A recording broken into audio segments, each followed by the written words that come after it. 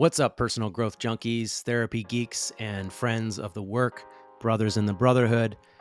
Good to see you. Thank you for coming back and watching another episode of the Evolving Man podcast.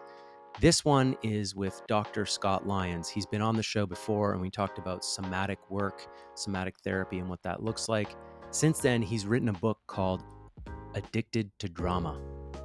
And so we talk all about addiction in this episode. And this is one of my favorite episodes I've ever had talking about addiction because I feel like Dr. Scott gets it. He just really gets it at a deep level, at every level, the emotional level, the nervous system level, the trauma level, understanding of addiction. And so we had a very insightful conversation, in my opinion. There's some personal shares on both of our parts here. Enjoy this one. Share it with someone who might benefit from it, someone who might get the subject matter. And of course, like, subscribe, comment below if there's something that we missed in the conversation that you'd like to add, or if you disagree, or if you agree. Would love to just hear some comments from people about this conversation and how it landed for you. And as always, thank you for listening. We will drop links to Scott's book and other relevant programs in the show notes. And as always, folks, thanks for listening. All the best to you.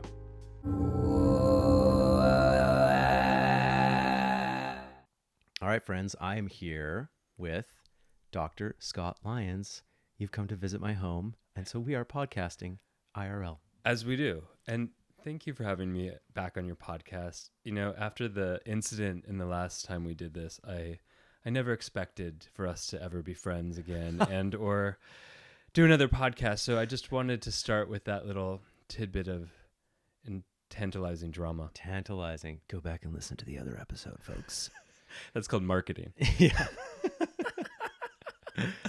Yeah, we talked about, it was like an intro to what is somatic experiencing? What is somatic therapy? What is it? What does that look like? Yeah. And you were the guy to talk to. That was my intro to you. And since then, you and Shalina have built a nice little friendship, and now you're here to visit. And I'm here in the woods. In the woods.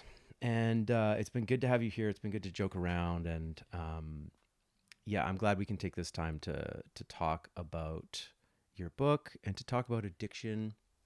We didn't even touch on that on the last episode. And then here you come out with a book called Addicted to Drama, which is sitting here with us. And I was like, man, I know that guy. I can interview him about this. Let's do this shit. Let's do this. So, thank you for writing this book. It's an interesting subject. Yeah. And truly, I do want to talk about this with you. I get people who ask me, what about addiction to emotions? Like I'm like putting myself out there. I run this addiction circle. And so I'm putting my stuff out there. I'm like, hey, I run the circle. It doesn't matter what the addiction is. And people send me a question every once in a while and say, well, what about addiction to emotion? What about addiction to relationships? And to be honest, once it starts to get into that territory, I start to go, I is it different? I don't know. It's not something I've dealt with that much. And so you're the guy to talk to. Yeah, we can snowball into like, well, what is an addiction? Mm-hmm. Which is actually a great question. Yeah, let's start there. I'd love to hear what your educated opinion is on what an addiction is. Yeah, I mean, I think it's important to recognize that the concept of addiction has been in constant evolution. Mm-hmm. I think for a long time, it was really focused on a medical model, meaning that this is a disease, a disease you cannot fix, a disease you're born into, a disease that you have no choice of. Genetic. Yeah. When I went to rehab when I was 16 in 1999, and that was largely the narrative at the time. There was the disease concept. Yeah. It was said when I was in treatment that it's basically genetic, luck of the draw, and that your childhood environment didn't have anything to do with your addiction, which didn't make any sense. Yeah. But that's what they were going with at the time. That was back in the day when they were like, is it nature or is it nurture? Yeah, one or the other. It has to be one or the other. It couldn't possibly be, I don't know, this and that. Yeah. And then bloomed, this psychosocial model or like the humanistic model Mm-hmm. of addiction, which looked at exactly that. Like, how is the ecosystem involved? How is one's personal early developmental processes involved? Mm-hmm. How is genetics involved? Mm-hmm. So it didn't just throw genetics out the window. It just said, hey, our environments actually affect our genetics, Mm-hmm. and our genetics affect our behavior, and our behaviors can actually shift our genetics as well. Mm-hmm. And so perhaps we need to really look at this from a more holistic perspective. Mm-hmm. And what we've really come to know, especially with people on the scene like Abramate and others, is that the opposite of addiction is not sobriety, it's actually human connection. Mm-hmm. And so we've seen over so much research that in the absence of connection, and this is where it gets even more interesting, it's not just the absence of human connection, like me to you interpersonally, it's also the deep absence of connection to myself. Yes. And that absence emerges as part of a trauma defense response. Right. A separation from self. Like, Absolutely. oh, I need to leave my body in some way. Some part of me needs to leave some part of me. Yeah. So that I can get through this moment, this Yeah. traumatic moment. And then there's this sort of break or this split that happens internally. Absolutely. Right. So, I mean, in a lot of ways, the thing we become attached to or dependent on is the thing we fill the void that should be us. Right. It fills the gap. It fills the gap between the separation of ourselves to ourselves to other people, and ourselves to the world around us. Mm-hmm. And that separation comes as a protective response from trauma. Right.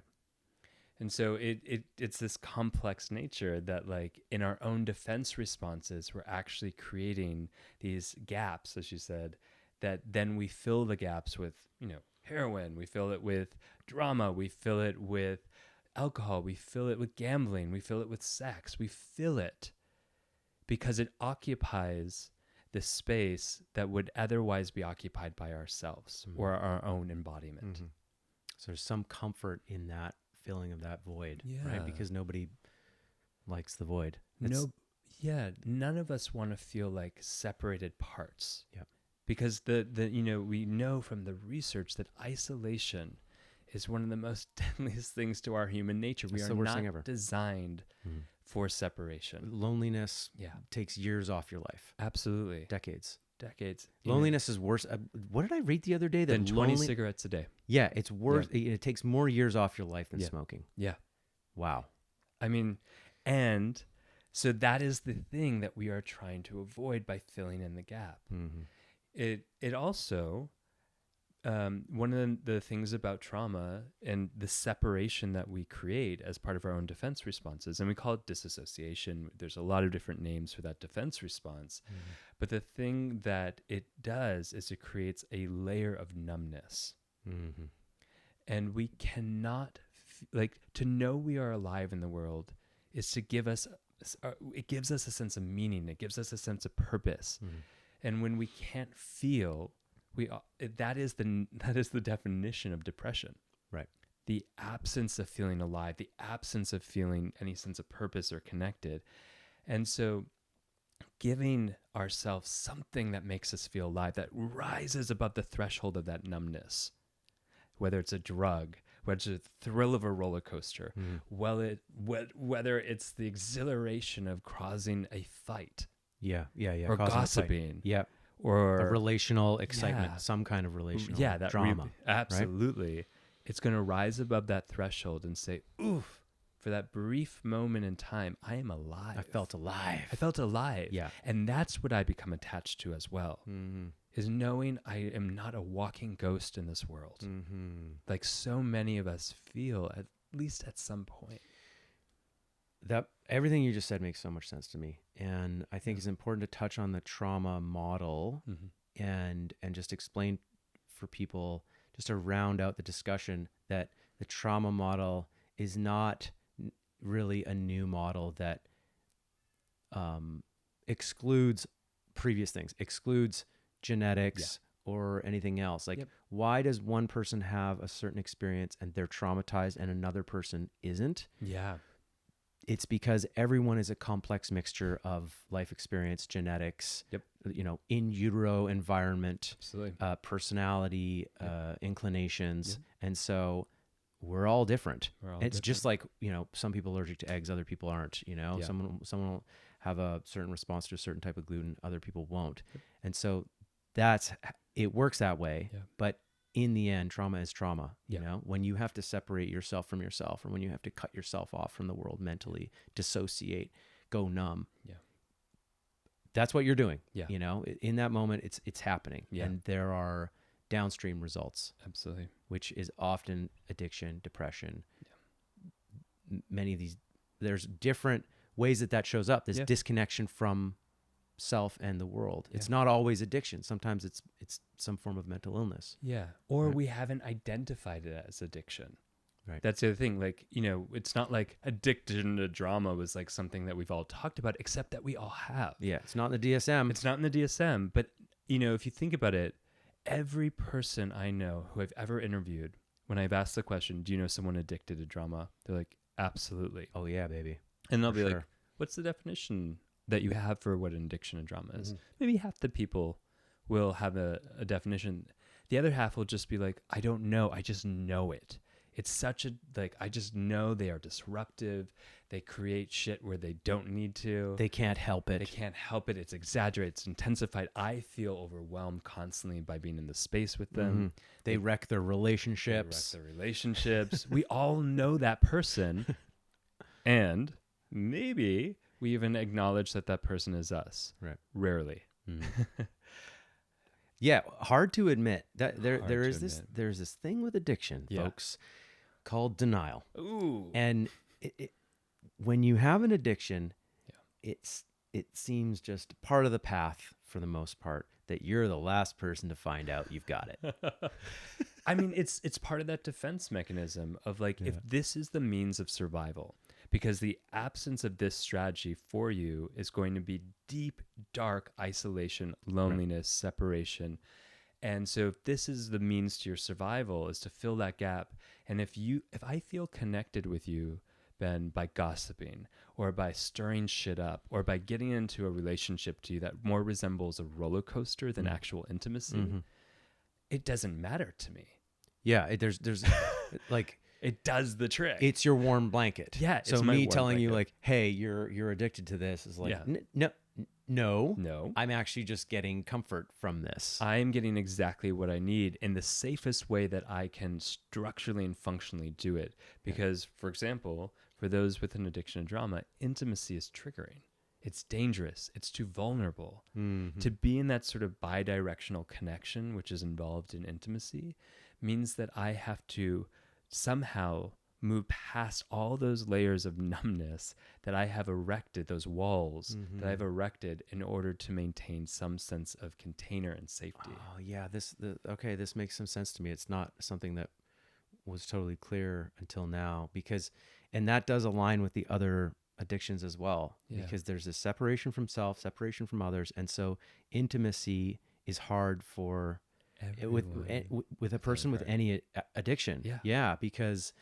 Because there's that wound there, and they've got an alignment with their thing that they're using, and so to get in intimacy, to go deep in intimacy and relationship is like not really an option. It's the double-edged sword of addiction.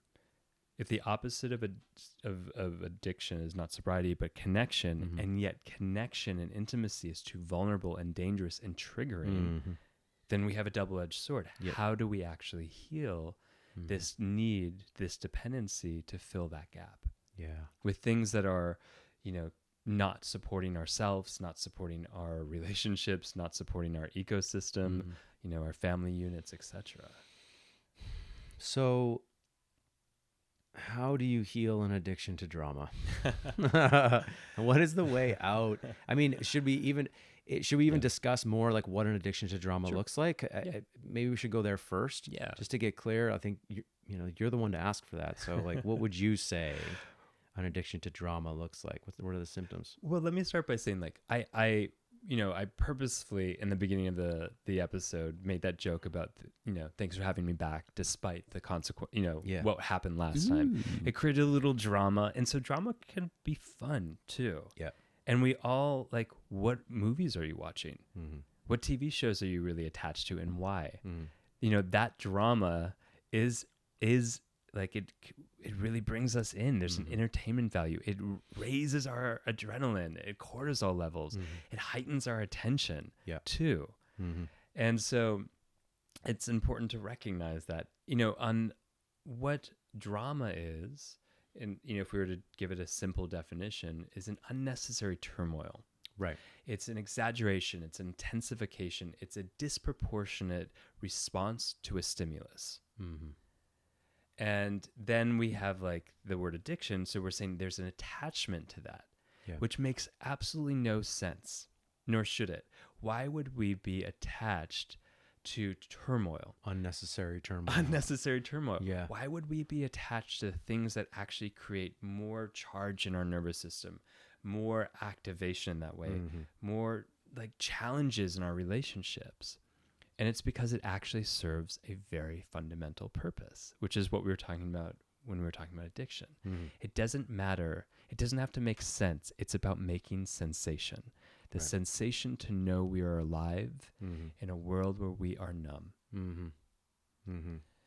And it looks really different from the outside than the inside. So, which creates usually a lack of empathy. Right. Yeah. Like this person is look at you creating problems for yourself. I mean, this actually, it looks this way for other addictions too. Absolutely. It's like, you're just destroying your body, destroying your life, not showing up for work, not showing up for your family, your obligations. You know, you're unreliable. You know, obsessed with yourself. Yeah. And that's where like the benefit for a long time of the disease model was present, is because one could say, look, it's not me, it's the disease. Right. There's it brought in some empathy, like, hey, like, this person is not in control. This is what it means to be not in control. And unfortunately, the counter side to that is it may not have given people the knowledge that they have agency to make a change, to heal, to heal from this. And it's not that everyone has that path available to them, I will say. But more and more, truly, there's so many of us that can heal from addiction. And if we just look at it as like, this was our destiny, then we're missing that sense of power to make change through healing. Yeah, we have to stop marginalizing people. Yeah. We need to be able to speak about the problem as it is. Yeah. And then we need to empower people to find the solution. Absolutely. Without it being this dogmatic one-way street thing. Yeah.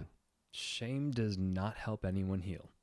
And the challenge of it is that being on the receiving side or being around someone who's addicted to drama is extraordinarily challenging. They will wrap you in their tornado of chaos and pull you in, because that is their safe way of being in relationship. You told a story in the book about a fighting fish. Yeah, Maria the fighting fish. Which I thought was good. Thanks. Yeah. I remember when I wrote that to my editor, she was like, I just Googled, there are no fish called Maria. And I was like, no, love. That I named her Maria. That's not like the type of fish.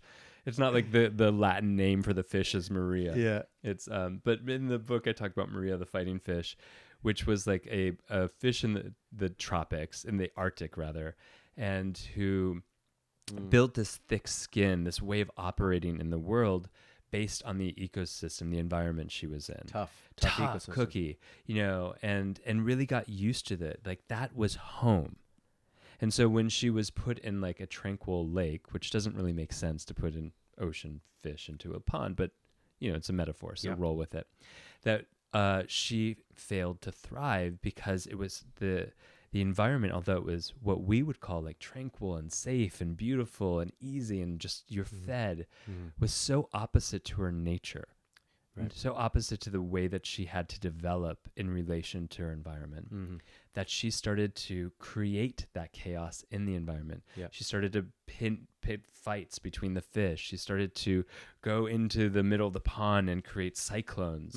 You know, anything she could to resemble what felt like home, even though home was absolute chaos and just like totally, you know, messed up the whole ecosystem. Hard to live in. Yeah. This, I think, is a really important piece. You know, we teach this in our relationship course, and it's an important awareness, and it's something to come back to constantly as you grow and as you gain better perspective on your childhood and better perspective on how you are as an adult, different from your childhood. But if you're listening to this or watching this, it's a good moment to ask yourself, how am I perhaps unconsciously creating some patterns in my adult life, in my relationship, in my home, in certain environments, like when we're traveling or what have you, things that remind you of childhood? Are in what ways are you creating the same patterns that existed in your home, Yeah. the unique patterns that existed in your home in your adult life? Because we all instinctively, unconsciously do that. Yeah. Right. It's like, how am I reenacting through my behaviors, not only my behaviors, but how are my behaviors setting up the conditions to create the same environment that feels like home? Mm-hmm. And that's the tricky part. And Mm-hmm. it's so hard to see, so we go back to, it's so different to identify someone on the outside who's addicted to drama. They're making mountains out of molehills. Their reactions are disproportionate. Mm-hmm. All of these things. And there's a quiz in the book that looks at all of the different ways we evaluate it from the outside. But from the inside, it doesn't feel that way. What we would call disproportionate, it makes sense. And I can talk about the physiology in a moment about why, blowing out a birthday candle with a fire extinguisher makes sense to this individual. Right. Why, if it's starting to sprinkle outside, why they go into a hurricane shelter. Yeah. Clearly I'm being playful, but these are the total exaggerated responses that we associate with an addiction and drama. Mm-hmm. So from the inside, it's not exaggerated. It makes sense. It feels normal. It feels right. It feels normal. Mm-hmm. And, there's a chronic state of isolation and loneliness that they're trying to fight. Yeah. They feel like no one has their back. They don't understand why the world is against them. They'll often say things like, it's always something. Mm-hmm. And it is always something. Mm-hmm. From the outside, people would say it's always something because of them. Mm-hmm. And from the inside, it's always something against me. The odds are against me. Nothing can just go my way. Mm-hmm.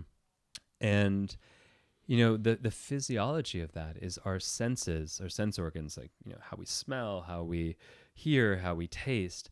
When we grow up in an environment of trauma, all of those things change. Mm. The filter focuses on the things that can help us perceive the next possible threat or danger. Right. So it's like having a television that's always stuck on a channel called danger. Right. And that is the only filter to which you are viewing the world. Right. So everything has that sort of danger perspective. You're more attuned to high-pitched sounds than mid-range sounds. You're more attuned to bitters than sweets. Mm-hmm. All of these things, including touch, vision, your vision is more narrowed focus than having a wider peripheral to take in the bigger picture. Yep. And all of those things create a reality, and they are responding to that reality. Yeah. When we say they're disproportionate reactions, they are proportionate reactions based on how they know how to engage with their reality that is on the danger channel of the television of their world. Mm-hmm. So it's a response that makes sense considering who you are and the environment that you grew up in. Absolutely. Right. I've essentially heard Gabor Mate say that 100 times. Yeah. Right. Yeah. It's sort of validation of like, hey, you are who you are because of where you come from. Yeah. Right. And it's it might not even have been in your generation. This is something that could have been passed down. The way that we perceive the world can be passed down epigenetically. And for sure, I see that in my own family. Yeah. I see that, looking back at my childhood environment and just knowing what my parents grew up in. Yeah. Like, I grew up in an amalgamation of the two things they grew up in. Yeah. Yeah. Yeah. And so I instinctively want to bring that to my partnership. Like, I have this thing, while you were talking, I was sort of self-assessing. And I grew up in an environment where I did kind of constantly have to defend myself, and I could get attacked verbally at any moment by my brother, or told I was doing something wrong by my mother. And so my baseline is a little bit more conflict oriented. I much easily can like throw jabs and take jabs in the regular operating environment of the home. Yeah. And, drama Yeah. as you're defining it. Yeah. And my partner has a really hard time with that because she has had much less of that Yeah. Yeah. Yeah. as a kid. She was in different places and there wasn't as much of an established like pecking order in the homes that she grew up in. She grew up in multiple different homes. And so it's unfamiliar and uncomfortable for her. She just wants like peace and harmony. And I'm like bringing my jabby, debatey self to the table. Yeah. And it's damaging to our relationship at times. It's different currencies of love.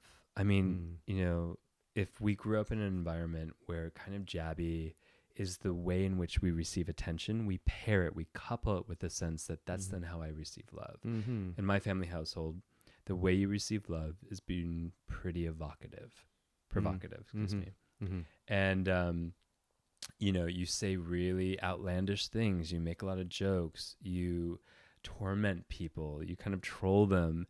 And that is love. This is your home. This is the home I grew up in. So much sense because we've hung out for the last 24 hours and I'm like, this guy is a troll and a joker and deadpan humor. Like it's built in. It's built in. Software. It is built-in software. Like that's how I demonstrate love. And I feel most at home with my sister often because we have the same sense of humor, and it's like we can throw it back and forth, and it's like the things my parents used to say to us, and we to them in elevators full of people, like would leave most people blushing.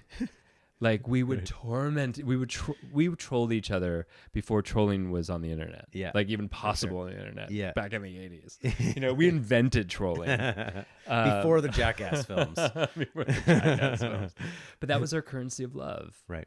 And it's, and it's also, the other currency of love in my family was in order to get attention, it had to be at a decibel loud enough. Right.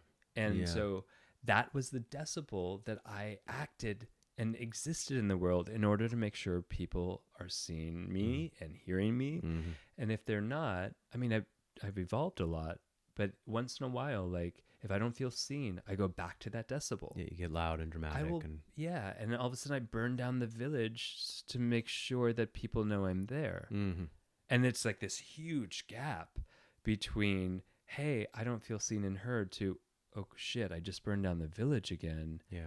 And all I wanted was to feel your warmth.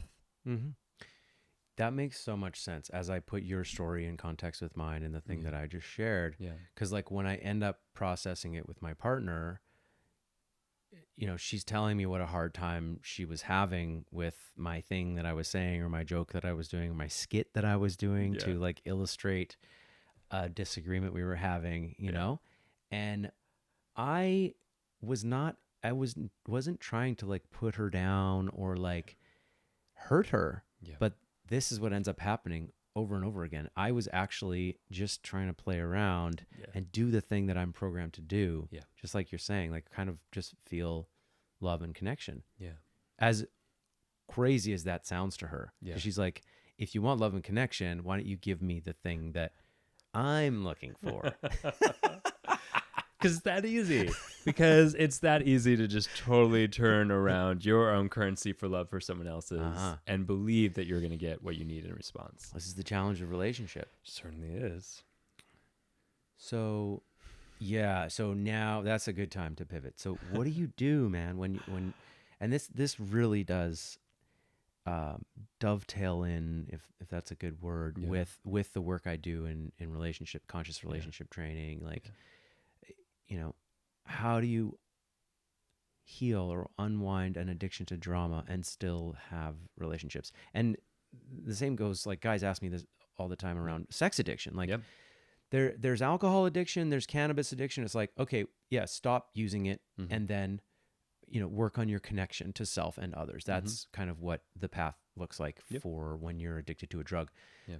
But when you have process addictions like sex, gambling's not really a part of this debate, but like, because sex, you still want and need to have sex in your life. Yeah. So how do I separate my sex addiction from healthy sex? Yeah. How do I separate my food addiction from healthy eating? How do I separate my exercise addiction from the essential need to move my body and like actually get some exercise in my life?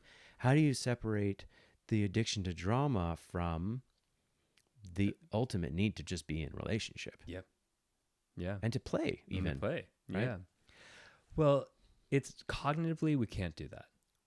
It's hard. It's internally. really hard if you're like, because, you know, if you have built an entire inner world that justifies that addictive or that behaviors that fills the gap, that mitigates the loneliness, the isolation, the trauma, then it's nearly impossible to just discern the two. Because you've wired Cognitively. that. Yeah. You have wired that over years into your pathways. Yeah. Yeah. So, but there's a different way in and a more transformative approach, which is through our body. And I know that may sound weird, but I'll deconstruct it for those who are not familiar with somatics or body-oriented therapy. And well, let me go back for a moment and say, you know, we all know someone addicted to drama. Easy. But there's this question of like, okay, if it was a scale from like 0 to 100, how familiar is that propensity for drama, for disrupting our own peace, isn't present in our life? Have I ever sat in a bath, a place where it's, you know, a peaceful environment, and started thinking about work? Right. Have I ever been just sitting, you know, enjoying a cup of tea, and all of a sudden I'm making a grocery list, or I'm thinking about a fight with my partner that hasn't ever been created? Am I ever just walking down the street and all of a sudden I'm rushing for no apparent reason? These are all ways in which we disrupt our own peace. And it's the same physiological mechanism as the extreme version, which is an addiction to drama. Yeah. So you're giving people a little flavor of what this is like. You know, like you can't listen to this and say you haven't tasted it. You cannot. Right? We've all tasted that. We have all found ways to disrupt our own peace. When was the last time you went to a meditation class or did yoga and didn't think of a story or think of something that came up that took you out of the possibility of sinking deeper into yourself and deeper into some form of serenity? Happens every time. Every time. This is why I have to blast myself with like the sauna and the cold tank, just like, and then after that. So you're creating enough sensation that overrides that internal mechanism, which is its own other strategy. Yeah. And we can talk about that. But in this approach, it's what I call the revving reflex. So the moment we start to settle, relax, find peace, we hit a threshold. And in that threshold, it's like we have a activation. It's that first stage of a stress response. We rev ourselves up. We take ourselves out of the settling, out of the quiet, out of the peace, out of the ease, and bring ourselves up to something that's like, oh, my boss the other week did this, you know, or I saw that thing on television. I'm thinking about that violent episode, or I'm thinking about something on the news where I don't actually have to in that moment. I'm actually underneath all that in a revving reflex. I've taken myself up and I poured fuel on a fire. Yeah. Yeah. You can see this. You could see people do this, right? All it's like the time. We're in a calm moment. We're relaxing. Like we're just sitting in the living room or whatever. We just had a big dinner, and you can see some people's discomfort with the like silence or just the like, everything's good. So there's going to be some kind of like, oh, I'm going to dig this up, or I'm going to bring up this political bullshit, or I'm going to complain. It looks like so many things. Why do we overschedule ourselves? It has so many different external manifestations, but it's the same physiological process within this that we're talking about. The extreme version is the addiction to drama, where it's a chronic revving reflex. It's a unconscious mechanism that constantly keeps us above a threshold, because if we lower too much into settling, ease, and peace, we are too vulnerable to the potential threats we will miss. So what do? we maintain that level of activation because it also helps maintain our focus and attention so we can be prepared for the next potential threat. And in the next potential threat, if it's not there, that's a cognitive dissonance. Right. So what do? Create one. We go seek it, we create it, we manifest it, Yeah. we go find relationships that will ensure it. And so we find that key into the lock because we are on the constant search for it. And now when we found it, there's actually a moment that feels like we are in sync with the world again. We even play a game Yeah. that matches that, Yeah. like all the modern warfare, like Risk. these games, like Halo, like all these games Yeah. that you can play on consoles, or you play the human game. Yeah. That brings that up. Yeah. Right. There's so many ways I can internally rev, like, I can be like, ooh, I have a little chest pain from indigestion. Am I going to die of a heart attack? No. Yeah. No. But I can do that. Or I can. In your mind. Yeah. Yeah. I can go watch the news and I can watch 2 hours of the news. Yeah. Or you watch WWE. Yeah. Right. I can watch WWE. I can do so many different, I can go trolling through the Instagrams or the social media. I can go find lots of ways to disrupt my own peace. And we do.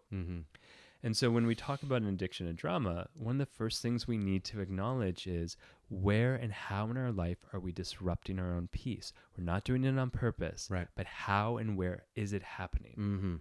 How am I kicking that response? How am I flipping that switch unconsciously? I'm scrolling, I'm watching, I'm playing, I'm calling, whatever it may be. And the acknowledgement that like, okay, if I have this, and we all have it at some capacity, there's this upper level that we're comfortable with and we're going there automatically. And there's this lower level of peace that we're not comfortable with. So how do you go to that place without frying your circuits? It's a lot of retraining. It's like, first of all, okay, if I notice I'm starting to find some settling, like even in this chair right now, I can start to bring my breath, my attention to where the chair is coming up to support the weight of my body. Okay. Can I give some of my body weight into that support system? Yeah. Okay. Right there, even in this moment, I felt in the pit of my stomach something tighten that resisted that ease, that resisted that possibility for feeling connection and support to myself, to the chair. Okay. So I'm like, okay, acknowledge that. Am I safe enough in this moment? Yeah, I'm with you. I see your eyes. I see this tree next to us. You need to water that fucking tree. It's not a big deal. We'll talk about that later. But it's still a pretty tree. And so he does need water. And so like I'm resourcing myself. I'm seeing the kindness in your eyes. And I'm going, okay, it's safe enough that I can go a little bit further into my comfort. Maybe. Let's try it out. Yeah, I settle a little bit more into this chair without that grip in my stomach or without the thought that I'm like, oh, what else on my calendar am I missing? Or, oh shit, what's on my shopping list again? All those little things that take us out. Or, oh, I haven't checked my phone in 10 minutes. Yep. So I become more comfortable. I build tolerance for ease. Yeah. And that is one of the ways we counteract. I'm building also tolerance for connecting with myself. And I start to build more tolerance for connecting with other individuals. And that can look like a lot of different things. But the first thing I have to do is be aware of the ways I disrupt it. Yeah. So that I can start to go, oh, the disruption wasn't there. That's significant. That's a rewiring. And I want to make sure I record that into my nervous system. I take some time to absorb that and go, ooh, that was significant change. I did that. Yeah. And it's okay. I'm not dead. I got through it. Right? This makes so much sense. Just considering the path that I know works for alcoholics, people who are addicted to cannabis, other drugs. You do need to remove the thing. Maybe you don't have to remove it forever to start with, but you need the absence of the thing. Yeah. And you need the discomfort to come up. Yeah. And then you need to meet the discomfort. Yeah. We used to say to guys in a treatment center I worked at, you need to start being comfortable with discomfort. Yeah. And you have to start to learn the tolerance for the withdrawal symptoms of an addiction to drama, which is boredom and anxiety, among other things. I'm not okay, but, right? I'm not okay.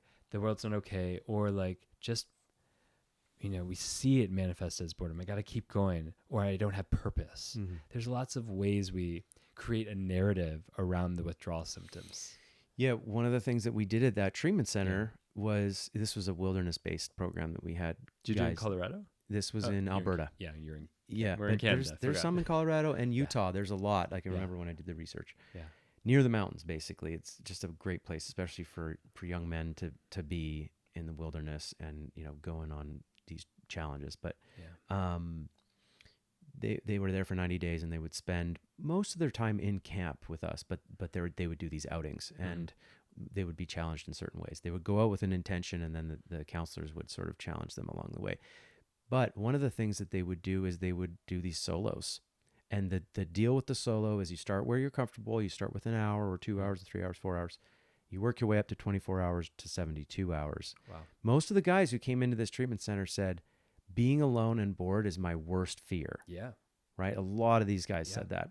And so they would go out, and the rule on the solo is we would go and we put them in a spot, and they couldn't leave this like circle of like 5 feet. Yeah. They had to just stay there. Yeah. And practice just sitting still doing nothing. Yeah. And they could still sort of like look at nature and play with sticks or whatever, but they knew that their goal was to just be there. Yeah. It's very similar to meditation, where it's like, hey, go into your mind and do nothing there. Just like let the river flow, or like, be observe. with what's here. Be with what's there. Yeah. Yeah. Mhm. And that's the intolerant part, is because the closer we get to the point of, the trauma, the more signals from our body is going to say, our mind body is going to say, danger, danger, stay out of there. That's going to overwhelm and kill you more than what your behavior around it. So in a way here, when we do these practices, Yeah. like Vipassana is like the most intense, one of the most intense things you can do in this context with what we're talking about, the internal state of just not being okay in that piece. Is we are walking towards what actually feels dangerous. Yes. We're walking into the fire. We're walking towards the fear. Yep. We are titrating our way to the trauma and with resources of support that were not there, which is time, space, permission, connection, love, to actually give it the conditions in that way to metabolize, which it never had an opportunity to do. It stayed, lodged in our body, and that lodging is what created the separation. Yeah. For those who don't get this, I think the concept that you and I both agree on around what trauma is that it's an experience that you had that your psyche, your mind at the time, and your body was not able to integrate into normal operating experience and could not put in a place. And it just the system in some way kind of like broke or froze, and it gets stuck, and it lives in there because it's in your memory, it's in your nervous system experience, and it doesn't go away. It's just in there stuck. Your body is a storage house for you and the experiences you have in your life. It's not like we can just put it on a bookshelf. Right. It's like the only place that can occupy the actual experience of what happened is you. Yeah. And it doesn't mean it's on a cognitive level, but so there's a lot of other places that can get stored besides the top level of what you're aware of, which is about 6% of what's actually happening in your body you're aware of. Yeah. I remember seeing this in the clients that we had where, they came in thinking like, no, there's nothing that I really have to deal with in my life. I'm going to deal with my addiction, but like my past, like not a big deal. I know what was there. I've dealt with all of that. I've moved past it. I'm strong, yada, yada. But then when they would go out and be alone and we would ask them some key questions about the discomfort that was coming up, they were able to start to make that connection like, oh, things were coming up that I didn't expect. There was a discomfort there that I almost can't even name. Yeah. And why is that there? Yeah. Like maybe there is this unseen part of me that is acting through all of that. Maybe there's some things I need to face. Yeah. Right. So that's kind of the trauma lives. We see the symptoms. Yep.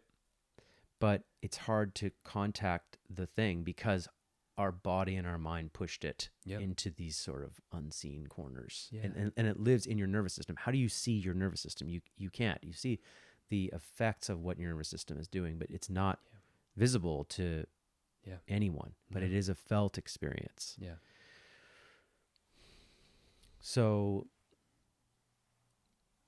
yeah, is that how you would describe the recovery path? Is like, the awareness, the understanding of, okay, like here's where my addiction lives, and then slowly using what shred of will we seem to have left to intervene in the process. Because I do see it that way, where like you lose control. An addiction is a loss of control, but you're never fully lost. You've never fully lost your control. We always have something, some percentage of will that we can use to shift our perspective or shift our patterns in a direction. Yeah, that there's a major components of it. We want to stick a wedge between what the incoming stimulus and our reflexive response to over respond or to rev ourselves up just in general.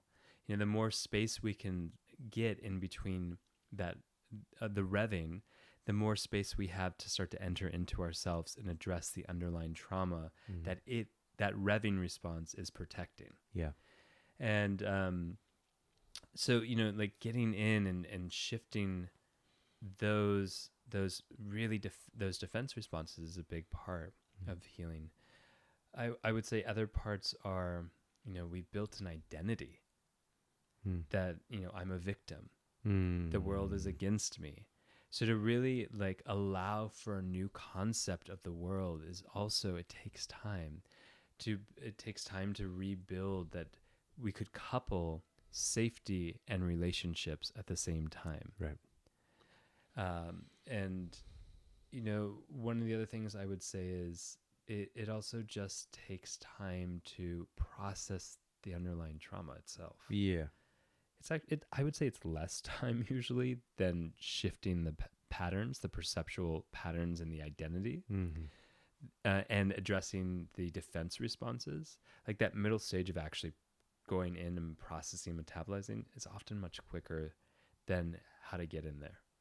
Oh yeah, then how to get in there? Yeah, because that's ground in over years, right? Yeah. But yeah, it is amazing. You and I have seen this so much in how people can have massive healing and transformation when they go into certain places that when they're ready, that are held by the right person, the right container. A great example is MDMA therapy. What's happening with people who have like PTSD from often these sort of singular or multiple moments of trauma that they can't even go to without their system freaking out, having an anxiety response. And this sort of that coupled with the therapy drops their guard and allows them to go into it and have a new experience of it and integrate it into their being, right? Just over, a few sessions, like 10 sessions. Yeah. It's pretty powerful and potent. And, we can get there in therapy, especially with somatic therapy, but there is, sometimes it's a helpful shortcut to do other alternative therapies like you're suggesting. There's a little complicated piece around healing and addiction and trauma, which is, I don't know if for you in the groups that you lead, like I know that most of my friends who are in different 12-step programs or different approaches to navigating their addictions, that they stay out of the environments to which are provocative or, like you don't go into a bar perhaps for a while. Yep. At least for a while. Yep. And you have to kind of cut yourself off. And this happens with relationships too. Like almost everybody listening to this has probably had to cut themselves off from someone in their lives. Often a romantic partner, like, okay, this romantic entanglement is a little too toxic for both of us at this moment. And we're trying to transition into perhaps out of romantic relationship into a friendship, and we're struggling to do that. So we got to just cut her off so that we can re-find ourselves. Yeah.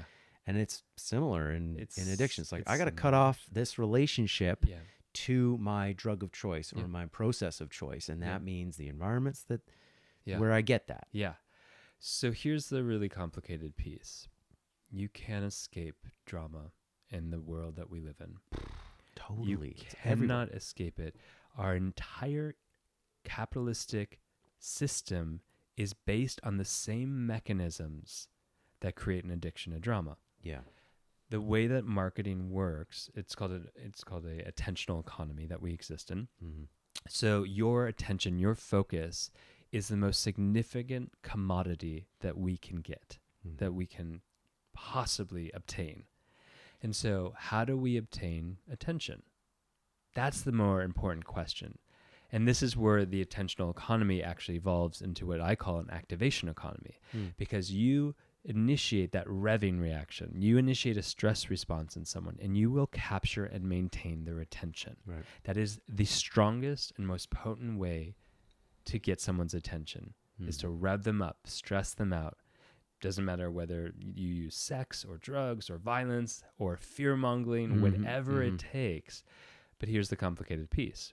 Just like every other addiction, including addiction and trauma, we grow a tolerance level. We then need more to feel more. The media sources that are capturing our attention and part of this attentional economy has to keep upping the ante. Has to create more violence, talk about more fear, has to keep using specific language, has to keep using specific techniques and upping the ante each time, because we as a population have built a tolerance level. We are still having a massive flare of a stress response, but we are building a tolerance level. We've created our own numbness that they have to create something big enough to go up and above that threshold of numbness, or we do. And so it is almost inescapable in an attentional economy to get far enough away from the stage to which has been created that is an addiction to drama. Social media, news, every source that's trying to get your attention is using the mechanisms that create an addiction to drama. So how do you get separate from that? Walk out into the forest and leave your phone behind for 30 days. Like I that's the most. But that's hardcore, a privilege. Like, right? how many of us can actually do that? I can't how do you do that? I'm like, fuck, I can't even take a day off most weeks.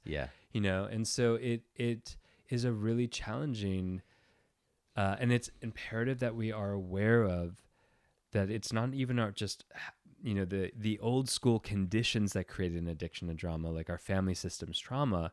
It is literally those same conditions being replicated on a mass scale to create an endemic of an addiction to drama, which is what we're facing now. An addicted society. An addicted society that is reliant on constant revving within ourselves to avoid the withdrawal symptoms, and the constant revving from other outside sources controlling our nervous system to maintain and capture our attention to sell. Yeah, so the only solution that makes sense in my mind is that a person needs to gather more and more dominion over their sovereignty over their own body and their own nervous system response, and like build more and more of a relationship to that, 100%. So that we are we have an internal locus of control versus an external locus of control. This is about regaining our power as individuals, our power over ourselves, as you said, our own locus of control. This is about reclaiming ourselves. And in doing that, being able to reclaim what true intimacy is in relationships and what true connection feels like, which is one of the most significant resources we have to being on this planet and thriving. Yeah. This is what I love about the brotherhood work that I do too, because you see how, like, this is what we're pointing guys towards in men's work, is empowering men to do what they say, live the lives they want to live, not on accident, on purpose, and connect with one another deeply, rewrite some of those scripts around it not being safe to connect with other men, or it not being safe to share my fears or my secrets or my darkness, or to boast about my accomplishments, like some of these things that we just shove all into the shadows. And guys it changes guys' lives. Magic starts happening. Things are manifested for them that they've been waiting for years. All of a sudden, things start unlocking because it's like we put all the right pieces in place, and they start healing and reconnecting to themselves and reconnecting to the other men. And some of them are dealing with addiction, but it's not that prevalent and that clear. But it helps everyone. This kind of refinding yourself and your sovereignty. Yeah. The way in which we counteract addiction is the permission to come home to ourselves. We fill back the void, that gap, with ourselves. And then we fill it even deeper with the connections that feel safe enough to have. Beautifully said. Yeah, I've been saying to people lately when we do these breathwork circles, you have a bunch of people laying down on the ground, breathing and going into this semi-dream state, psychedelic type state, and we're playing music and all of that. And I've been saying to people, you are your own healer in this moment. Yeah. So where do you need to go? Yeah. Take your attention there. Maybe it's in your body and you need to feel into something there. Maybe it's with your father. Is there something with your father you need to address right now in your mind? You need to face him and say something to him or set a boundary, whatever it may be. But you are your own healer. Yeah. So get in there. Get on in. All we're doing with these environments that we create we're setting the right conditions and the stage for that to occur. Yeah. Yeah. Wow. So I suppose the way that a person does this is get into places and connect with people who are doing this kind of work. Yeah. Connection to self, connection to others in a safe environment. Yeah. With the purpose of healing. Yeah. Yeah. Right? Yeah. In one way or another. Yeah. And there is a whole realm of going back to, we all know someone addicted to drama. We all exist on some level of the scale of it, but some people we know, aka some of our family members, really lover, far. they're on the deep end of it. And there are a lot of tools in the book of how do we support ourselves in relation to them, because this is actually some of my favorite research, is that what they are doing, the cyclones they are creating of chaos and crisis, what it takes in their nervous system to do it is contagious. It's called stress contagion. Yeah, it is. 100%. And, if let's say I'm on a stage, Ben, and I am nervous about public speaking.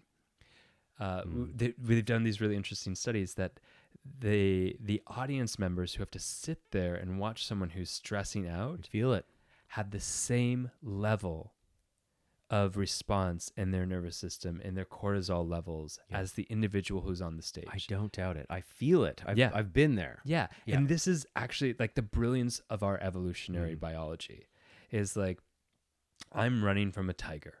I run into, I don't know, the house here that we're in right now. I don't even have a chance to say a word. You see me sweating. You see me out of breath.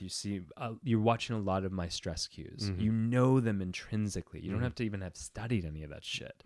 Your biology knows it. And you have a mirror neuron response. You mirror it automatically. You are prepped and ready for whatever needs to come next, even though you don't know what it is. Yeah. And that's so that we can get the fuck out if that tiger jumps into the house. Yeah. And you're ready. If we didn't have that response, I would still be ready, but you would not be. And you would perish. Yeah. And so this stress contagion is one of our deepest, oldest mechanisms of survival. And, it is so important to recognize that the people you surround yourself with will be mirrored in your nervous system. And so it's imperative that you take care of yourself, that you learn to establish boundaries, that you navigate how much space you can and time you can actually be around people who are in these chronic cycles of chaos and crisis. They're seeking and creating it to find that synchronization between themselves and the world, but at a cost to you and the world. At a cost. Yeah, that is a very important point.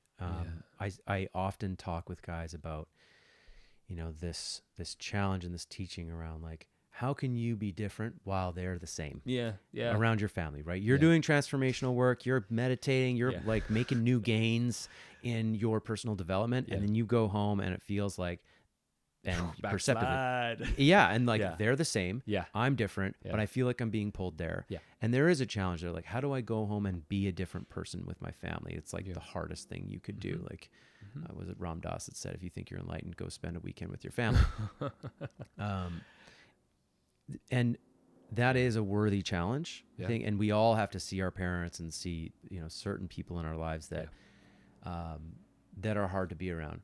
And it's a personal challenge. And on the other side of that is this piece that you're sharing, which is at the reptilian level. The reptilian level. We are connected to the people who are in the room with us, and we inevitably find that no matter how much transformation work we're doing, we need to set boundaries with the people in our lives that trigger that response unconsciously. No matter how hard we're working, it's just happening to us. It's happening in our bodies. And we need to honor that. And surround ourselves with people, even if those relationships are since elementary school or they're so important, historically in your mind. What is your real life felt experience of being with certain people? And how can you build a life with different people that create a different response in general? And to know, this is a gentle but hard truth, is if you keep finding that you're fighting fires in the world, you might start to recognize you are a fire starter or that you are seeking fires. And that is not an easy thing to recognize. It's like, oh, I hate the drama. I hate the drama. They're addicted to drama. And it's like, well, why do you keep finding yourself magnetized to them over and over again? If not them, that other person and that other person. It's like, if 5 partners in are all crazy, guess what, boo?